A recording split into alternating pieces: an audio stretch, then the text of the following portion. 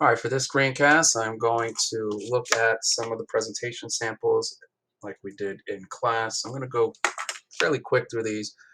Uh, Remember, if you're using the rubric, when you're looking at the rubric, you are allowed to do items outside of a traditional presentation. You can be a toy developer and create a toy. You could do a visual walkthrough, a monologue, reverse timeline, dancing, put your idea on a t-shirt, play the role of a political candidate trying to convince people about your pitch, whatever.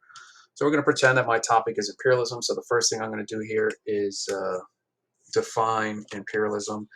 Now, for the most part, I will not assign definitions like this, and this happens to be a yearly theme. So it's not likely, because in the directions, I do not want you using text, and I'm clearly violating that particular requirement here by including this text. Um, so we definitely don't want to use this approach. You can use the text, but I would not use the strategy of reading every particular item. You want to use this as a trigger. So I would say imperialism. My topic is imperialism. Imperialism when a stronger nation takes over a weaker nation, trying to control its economics, politics, or through the use of military or culture. So as I did my research on imperialism, I started to think about sci-fi films like E.T., this alien that was with Hitler, and Predator. And I noticed that a lot of sci-fi films talk about trying to take over planet Earth for its resources, which made me think about arguments for imperialism and just imperialism historically. So I started thinking about arguments for imperialism as well as those sci-fi films and how Earth has resources. Well, maybe that's possibly the reason why there was expansion into North America. And so here we see the bullet points 1, 2, 3. You can simply plug in your arguments for imperialism, or you can just explain it. At the end of the 1800s, the United States becomes an imperial state. And we see the United States, her traditional borders right here, and then the arrows are pointing at territories that the United States acquires, either through war, through purchase, or through other means. So the question here about imperialism, has the United States become an imperial state? When I was assigned the topic of imperialism and I thought about that definition, it made me think about sci-fi films, and it was just a different way to think about that particular topic. Now, you probably will not be able to use this approach for every topic. That one's a little different because it's a definition. So here are some samples. So we have the definition for imperialism. My definition, I was assigned the definition of imperialism, strong nation takes. So to present this information, I've decided to do a mock meeting. So I am pretending in my scenario that I am the president of country A, and I am meeting with my military advisor and my humanitarian advisor, and we are debating or discussing whether or not we are going to try to take over country B. And so I want to hear from my military official, his plan, as well as my humanitarian. And so you go about conducting your mock meeting. Now you can use two classmates, two friends of yours. You can put this in a video and try to duplicate the meeting. You could even possibly do a Zoom session. So the goal here is to talk about imperialism. That would be the topic, and the student would just simply choose to do a skit looking at politics, having a discussion. And by the end of the discussion, I should, as a viewer, come to some understanding about whether or not the student, understands the topic. Here's another sample. My topic was imperialism. Imperialism is when economic, political, maybe, all right, we get it. So what I did was I found some poems from the 1800s, the height of American imperialism, and I came across this particular poem about the Philippine-American War titled The White Man's Burden. So at this point, you can come up with your own poem on your topic, imperialism, or you can decide to, do your own or look up a historic one. So if you're using this poem, you know,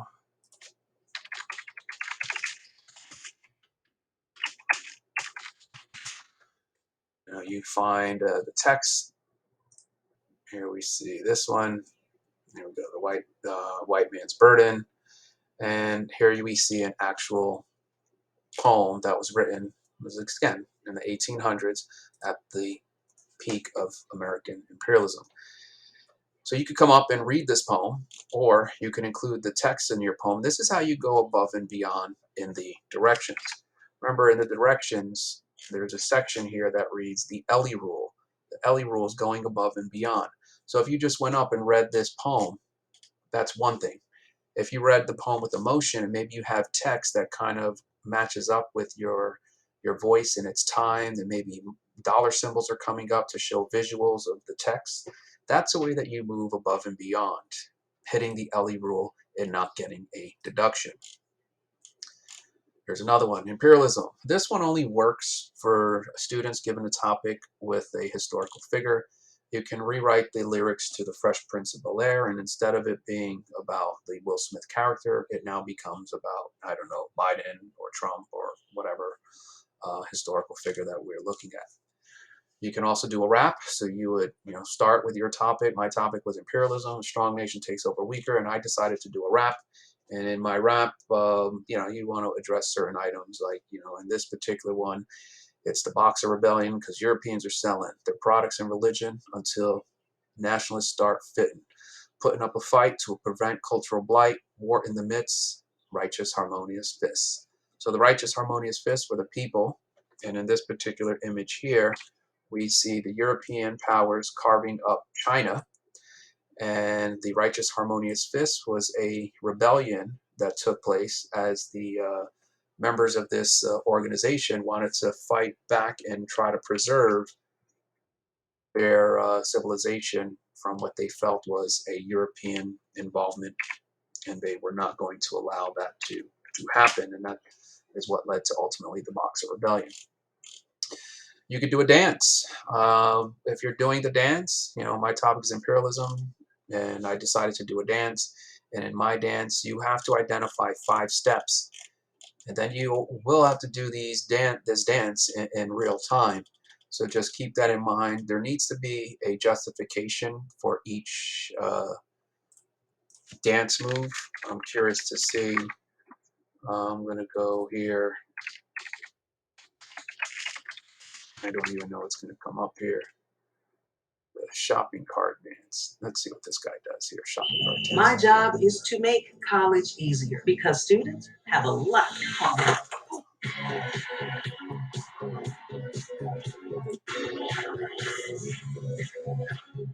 Okay, so what he's doing here is he's taking items off the shelf. This hand is on the shopping cart, and he's taking items, and he's just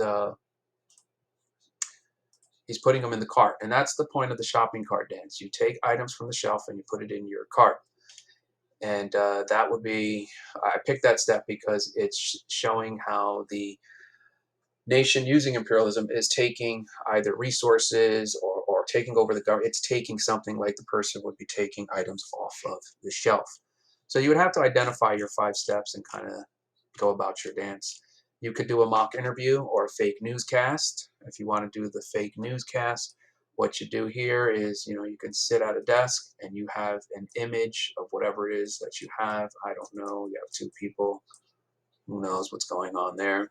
And then you kind of just get into your newscast. That's something that's allowed. My topic is imperialism. Here's the newscast. This is actually an image that's not about imperialism. It would be the USS Maine. So if my topic was the USS Maine, I could do a newscast about this vessel being destroyed.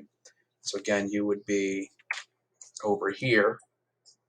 Today I'm going to report, or this morning at 3:02, the USS Maine was destroyed. Authorities are speculating that Spain was responsible for the destruction of the Maine. I'm not sure if it was in the rain. It might have been. I don't know. Then you just get into your newscast. Definition of imperialism. Strong nation takes over. I decided to do a model. Here's a model of the Native Americans. And then, I don't know, maybe you have a section here that references the colonization of the Americas at the expense of Native American territory. As far as PowerPoints are concerned, for PowerPoints, if you are going to do a slideshow, you definitely want to take a look at these screencasts in this slideshow here. That is giving you some additional information and a sample of your presentation. You want to take a look at those there. What else do we have? Political cartoons. My topic was imperialism. Imperialism when a stronger nation takes over a weaker nation. So I decided to look at cartoons from the 1800s, the height of American imperialism. Now, if you just include these political cartoons, that's one thing. So how do you go above and beyond, hitting that Ellie rule? You zoom in on certain areas.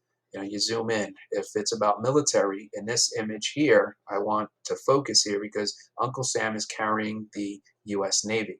And that's how you go above and beyond. You're zooming in on the images the same way I did here.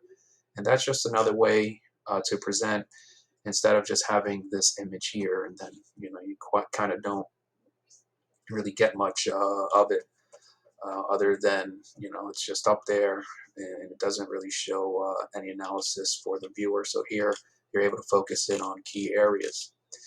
You could do a drawing. My definition topic was imperialism, so I decided to do a drawing. This is a drawing of the Spanish-American War at the height of American imperialism, and so on. You could do a collection of present-day photographs. So for this one, I don't know, you have 5 photographs. My topic was imperialism. As I thought about imperialism, I thought about a collection of photographs, and I thought about everything my brother has. So in this photograph, we see my brother's door. In this photograph, we see my brother's bed, his dresser, and all of the items that I like that he owns. In this particular image over here, we see me taking the items and my brother getting really upset with me to the point where he wants to attack me for taking his stuff. So here is a picture of my foot on his head because I am simply going to take those items, and here I am happy in my room with all of my brother's stuff. Let's move on. Reverse timeline. Definition of imperialism. So for this reverse timeline, you want to take a historic event and you want to, here's that historic event, and you want to suggest that there's a different track of reality because this event did not take place. So if the United States never used imperialism as a foreign policy, we would not have Puerto Rico, we would not have access to Guam, we would not have access to Cuba, primarily Guantanamo Bay, which is where a lot of ISIS and Al-Qaeda people accused of committing acts of terrorism against the United States that are currently at Guantanamo Bay. So maybe there is no place to put any Al-Qaeda members after 9/11, and so maybe we have these individuals in the United States. So the main point here is that when you do the reverse timeline, you want to present in a way that doesn't really give information to the viewer, but the viewer by the end should figure out which event did not happen or maybe happened differently. So let's just take the COVID crisis. So here we have COVID crisis and everything that we know that has happened. The mask mandates, anger with Trump. Maybe Trump wins the election because COVID never takes place. The amount of people lost their lives. And maybe we talk about a society where there is the ability to see people smile, where people are not concerned about their health. They're not concerned about hand sanitizer. And the event that wouldn't happen would be the pandemic. So that's it. Hopefully this helps.